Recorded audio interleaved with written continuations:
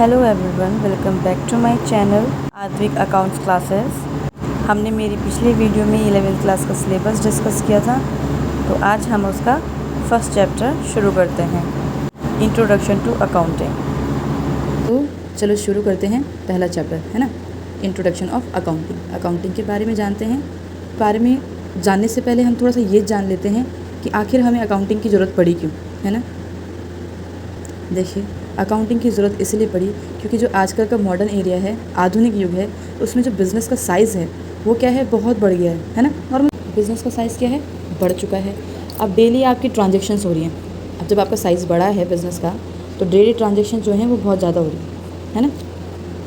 और इन daily basis के transaction को याद रखना जो है आसान नहीं है। चलो मान लीजिए आपने 1 दिन की रखी, 2 दिन की रखी, 3 दिन की रखी, हफ्ते की रखी, पर महीने की तो संभव नहीं है ना, नामुमकिन है। देखो, इतना ज़्यादा याद रखना तो नहीं है। तो जब याद रखना संभव नहीं है, तो जब हम याद ही नहीं रख पाएंगे, तो at the end of month के जब हम बिज़नेस का चेक करेंगे कि हमारी प्रॉफिट हो रहा है, लॉस हो रहा है ना, या फिर हमारी कैपिटल कितनी है, हमारे पास एसेट्स कितनी हैं या लाइबिलिटीज़ कितनी हैं, कुल मिला के ये जानना कि हमारी स्थिति क्या है बिज़नेस में, है ना। तो इन सब बातों की जानकारी के लिए हमें ज़रूरत पड़ी अकाउंटिंग की। ठीक है, पता लग गया है कि अकाउंटिंग की ज़रूरत क्यों पड़ी। तो अब अकाउंटिंग के बारे में पढ़ते हैं कि अकाउंटिंग है क्या। जैसे कि आप पढ़ पा रहे हैं, अकाउंटिंग, अकाउंट्स, लेखांकन या फिर लेखा। जैसे कि लेखा मतलब लिखना, है ना। क्या लिखना, वित्तीय घटनाओं को, या फिर कह लीजिए आप फाइनेंशियल इवेंट। ठीक है, ऐसे इवेंट्स या ऐसी घटनाएं जो फाइनेंशियल या फिर वित्तीय से संबंधित हो, उनको लिखना। एक बात, थोड़ा सा इसके डेफिनेशन के और चलते हैं, थोड़ा और अच्छे से समझ में आएगा कि अकाउंटिंग क्या है। ठीक है, accounting is the art of recording, classifying and summarising in a significant manner and in terms of money transaction and events which are in part of at least of financial character in interpreting the result thereof. जल्दी से समझ में आ जाता है, तो एक बार हिंदी में भी देख लेते हैं।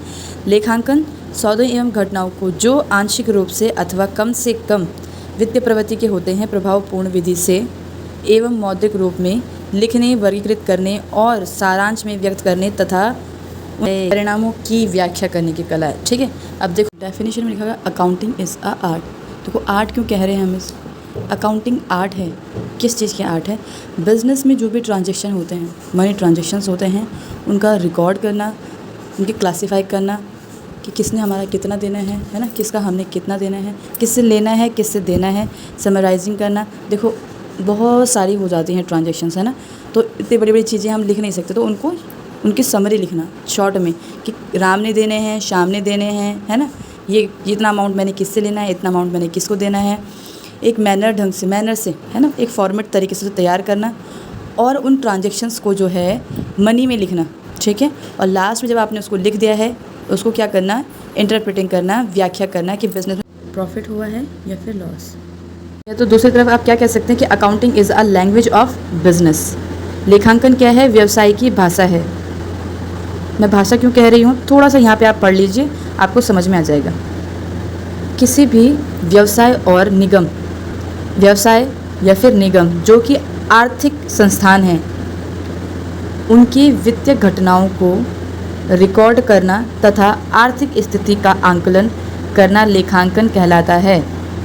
देखो क्या कहा मैंने, किसी भी व्यवसाय, बिजनेस, निगम, कॉरपोरेशन, फाइनेंशियल कॉरपोरेशन जो होते हैं, उनकी वित्तीय स्थिति, वित्तीय घटनाएं मतलब वही फाइनेंशियल इवेंट, और आर्थिक स्थिति मतलब कि उनके जो फाइनेंशियल स्टेटमेंट है उसके बारे में जानना ही क्या है, लेखांकन है। ठीक है, अब मैंने तुम्हें क्या कहा कि ये भाषा है बिज़नेस की।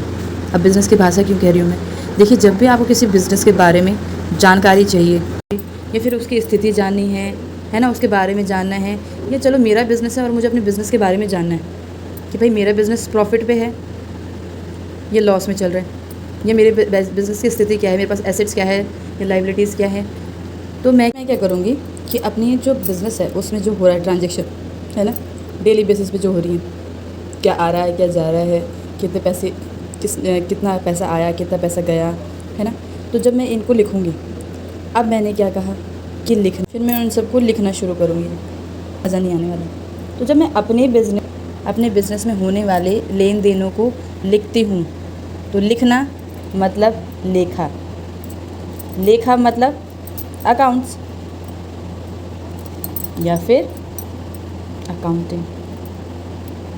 मैंने लिखा, ठीक है, मैंने सब लिखे अपने कि मेरे पास कितना आया, कितना गया, मैंने किसको कितना दिया, मैंने किससे कितना लिया, और एट द एंड जब मैंने कैलकुलेशन की तो मुझे पता चला कि भाई मुझे प्रॉफिट हो रहा है या फिर लॉस। ठीक है, ये मुझे पता चला, मेरी बिज़नेस की स्थिति मुझे पता चली, क्या मेरे अभी बिज़नेस में क्या चल रहा है, प्रॉफिट या लॉस। लेकिन किसके थ्रू चला? अकाउंटिंग की। ठीक है, अकाउंटिंग क्या है? लेखा। मैंने क्या किया उसमें? अपने सारे लेखे जोखे लिखे।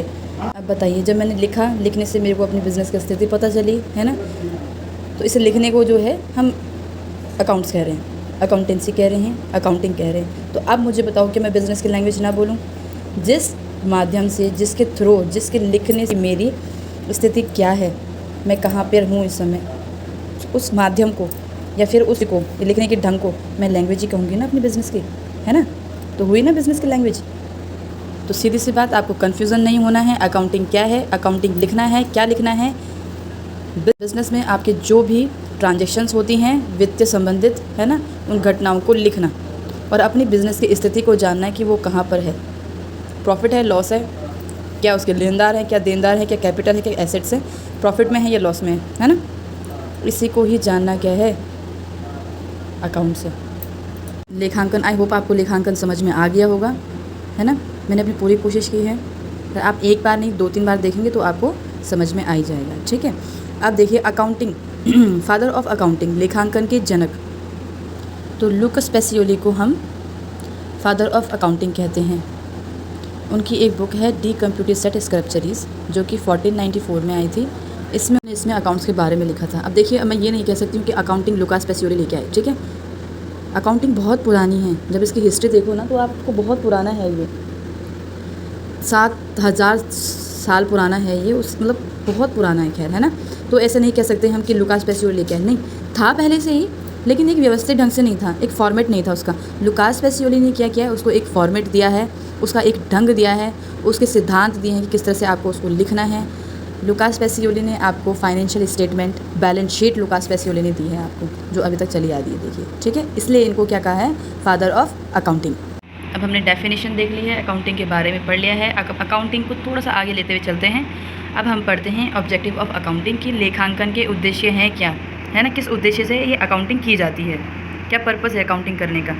तो पहला पर्पज़ पढ़ते हैं, to keep systematic and complete record of business transactions, व्यावसायिक लेन देनों का नियमित एवं सुव्यवस्थित ढंग से पूर्ण लेखा करना। देखो, हिंदी में तो जब वैसे ही पढ़ रहे तो आपको वैसे ही समझ में आता है कि एक जो बिज़नेस है उसके लेन देनों को क्या करना है, नियमित रूप से, मतलब सिस्टमेटिक, कुछ भी कहीं भी नहीं, डेट वाइज, है ना, प्रॉपर, कि आज ये हुआ है, कल ये हुआ है, प्रॉपर डेट वाइज लिखना, ठीक है। उसको सिस्टमेटिक लिखना और कंप्लीट लिखना। ऐसा नहीं कि आज का एक तो लिख दिया मैंने, दूसरा छोड़ दिया, है ना, पूरा लिखना है। क्योंकि जब तक मैं पूरा नहीं लिखूँगी, सारे रिकॉर्ड नहीं होंगे, तो मैं जब कैलकुलेशन करूँगी तो मुझे पता नहीं चलेगा, कि प्रॉपर ढंग से मुझे पता नहीं चल पाएगा ना कभी कि मेरा प्रॉफिट हो रहा है या लॉस, है ना। तो इसके लिए मुझे क्या करना पड़ेगा, सिस्टमेटिक और साथ साथ में कंप्लीट रिकॉर्ड करने पड़ेंगे, ठीक है। दूसरा क्या है, शुद्ध लाभ हानि का निर्धारण करना, टू डिटरमाइन प्रॉफिट और लॉस। जब मैं उसको सिस्टमेटिक तरीके से कंप्लीट लिखूँगी, देखो, अगर मैं कंप्लीटली नहीं लिखूँगी तो शुद्ध लाभ तो शायद कभी नहीं मिल पाएगा मुझे, है ना। जब मैं सिस्टमेटिक तरीके से लिखूँगी तो मुझे उसका, जब मैं उसका लाभ, उसके कैलकुलेशन करूँगी तो शुद्ध लाभ या फिर हानि जो भी है मेरे को हो रहा है वो मुझे पता लग जाएगा। और देखो, अकाउंटिंग करते ही क्यों हैं, अकाउंटिंग का मतलब ही, अकाउंटिंग करने का मतलब ही ये है कि ताकि मुझे मेरे बिज़नेस का प्रॉफिट या लॉस का पता चल सके। बिना प्रॉफिट के लिए तो कोई बिज़नेस करूँगी ही नहीं ना, लेकिन मुझे पता चल सके कि मेरा प्रॉफिट हो रहा है या लॉस। अगर प्रॉफिट हो रहा है तो किस वजह से हुआ है और मैं उसी को आगे लेके चलूँगी। अगर लॉस हो रहा है तो मेरी गलतियाँ क्या हैं, मैं उनको सुधारूँगी, है ना, ताकि मुझे आगे प्रॉफिट हो।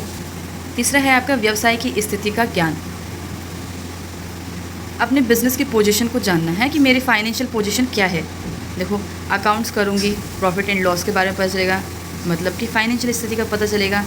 फिर मुझे पता लगेगा कि मेरे पास क्या एसेट्स हैं, क्या मेरे पास लाइबिलिटीज़ हैं, मुझे किसका देना है, किससे लेना है, मुझे ज़्यादा लेना तो नहीं है या मुझे ज़्यादा देना तो नहीं है। मेरा ऐसा तो नहीं कि मेरा देने का ज़्यादा है और लेने का कम, है ना। जब लेने का ज़्यादा होता है और देने का कम, तब तो मैं प्रॉफिट में हूँ। लेकिन अगर देने वाला ज़्यादा है और लेने का कम है, अगर मुझे देना किसी को ज़्यादा है बिज़नेस में और लेना कम है, तो मेरे को क्या हो रहा है, लॉस हो रहा है, क्योंकि मेरा ज़्यादा रहा है, आ कम रहा है ना। तो मेरी फाइनेंशियल स्थिति क्या है ये भी मैं अकाउंट से ही पता कर पाऊँगी कि मेरे बिज़नेस की स्थिति क्या चल रही है, फाइनेंशियल स्थिति कितना पैसा है मेरा अभी बिज़नेस में, ये मुझे अकाउंट्स के थ्रू ही पता चलेगा। ठीक है। आर्थिक निर्णयों के लिए सूचना प्रदान करना। ठीक है। To provide information for economic decision. अब इकोनॉमिक डिसीजन देखो मैंने हाईलाइट किया, क्यों किया है, क्योंकि अकाउंट्स काय के लिए है, मेरी आर्थिक स्थिति को देखते हुए ये निर्णय लेना है मैंने कि अगर मुझे प्रॉफिट हो रहा है तो मैं जो अभी चल रहा है मेरा उस शेड्यूल को लेके चलती हूँ, है ना। अगर नहीं तो मैं देखूँगी भाई मेरी इकोनॉमी हिल क्यों रही है, बढ़ रही है तब तो मैं उसको लेके चलूँगी प्रॉपर जो अभी चल ही रहा है। अगर नहीं मेरी इकोनॉमी को थोड़ा सा कुछ गड़बड़ हो रहा है तो मैं क्या करूँगी, अपने सिस्टम को चेंज करूँगी, दूसरा कुछ नया लेके आऊँगी, कुछ नए आइडियाज़ लेके आऊँगी जिससे मेरा जो है इकोनॉमिक लेवल बढ़े, है ना। व्यवसाय में हित रखने वाले पक्षों को सूचनाएं देना। अब हित रखने वाले कौन होते हैं, जो मेरे देनदार हैं, लेनदार हैं, है ना, जिन्होंने मेरे साथ बिज़नेस में क्या किया हुआ, पार्ट लिया हो। थोड़ा बहुत इन्वेस्ट हर कोई करता है, हर किसी के बिज़नेस में, है ना, बिना इन्वेस्टर तो कोई है भी नहीं। इन्वेस्टर्स जो होते हैं उनको बराबर बताते रहना कि मेरे बिज़नेस में अभी क्या चल रहा है, क्या स्थिति चल रही है मेरी, है ना। आज मतलब मार्केट में मेरी स्थिति क्या है, आज के लेवल जो बिज़नेस जगत है उसमें मेरी हमारे बिज़नेस की क्या स्थिति है, उस चीज़ के बारे में अपने इन्वेस्टर को बताना है। अब वो कैसे पता चलेगा, जब मैं अकाउंट्स बनाऊँगी, है ना। अब क्या है, कानूनी आवश्यकताओं को पूरा करना।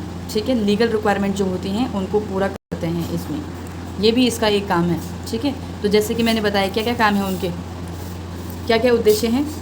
पहले तो प्रॉपर ढंग से रिकॉर्ड करना, उसके जब हम प्रॉपर ढंग से रिकॉर्ड करेंगे तो दूसरे नंबर पे क्या आ जाता है हमारा, कि हमारा प्रॉफिट एंड लॉस कैसा है ना। अपनी बिज़नेस की स्थिति जानना। ठीक है। अपनी इकोनॉमिक देखना कि मेरी इकोनॉमिक लेवल क्या है, मैं इकोनॉमिक क्या चल रही है मेरे अकाउंट बिज़नेस की।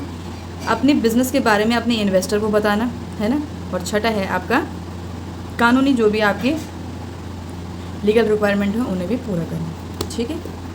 चलिए आज के लिए इतना ही, इसको धीरे धीरे करके पढ़ेंगे, एक साथ ज़्यादा बर्डन डालना सही नहीं है, नया सब्जेक्ट है, स्लोली आराम से सीखेंगे, है ना। तो कल हम क्या करेंगे, कल हम नया टॉपिक लेंगे, जैसे कि आपका नेचर ऑफ अकाउंटिंग ले सकते हैं, और थोड़ा सा उसके फीचर्स पढ़ेंगे, विशेषताएँ पढ़ेंगे, और फंक्शन ऑफ अकाउंटिंग पढ़ सकते हैं। आई होप आज की वीडियो आपको पसंद आई होगी। मिलते हैं नेक्स्ट वीडियो में। Thank you for watching.